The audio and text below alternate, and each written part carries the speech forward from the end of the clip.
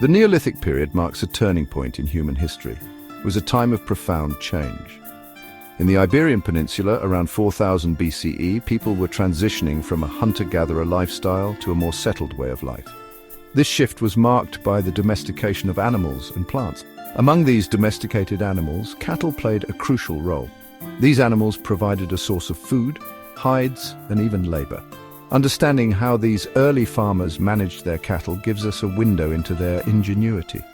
The Iberian Peninsula, with its diverse landscapes, presented both challenges and opportunities for these early herders.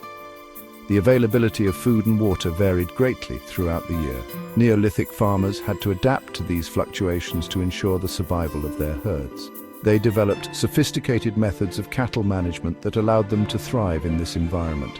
These methods were passed down through generations.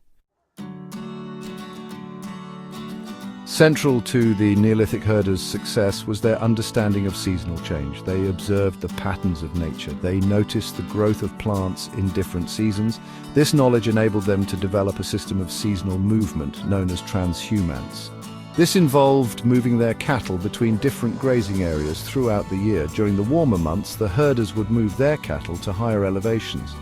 The mountains offered lush pastures during the summer. These higher areas provided ample food for the animals. As winter approached, the herders would guide their cattle down to the lowlands. These lower areas offered greater protection from the elements during the harsh winter months. This cyclical movement ensured that the cattle had access to the best grazing lands throughout the year. The Neolithic herders didn't just move their cattle, they actively managed their reproductive cycles. This was crucial for maintaining a stable and predictable food supply. By carefully timing the birth of calves, the herders could maximize their yields during times of plenty. They could also minimize the risks associated with lean periods. The herders observed the natural breeding cycles of their cattle. They noticed that calves born in the spring had a higher survival rate. This was because they had access to the most abundant food sources during their crucial first few months of life. The herders developed techniques to encourage breeding at specific times of year. This ensured that most calves were born just as the herds moved to the lush summer pastures. Archaeological evidence from sites like Cova de la Pixarel in Spain provides a fascinating glimpse into the lives of these Neolithic herders. This cave site, located high in the mountains, was used by herders for thousands of years. The remains of cattle bones, tools, and even pottery shards tell a story of adaptation and resilience.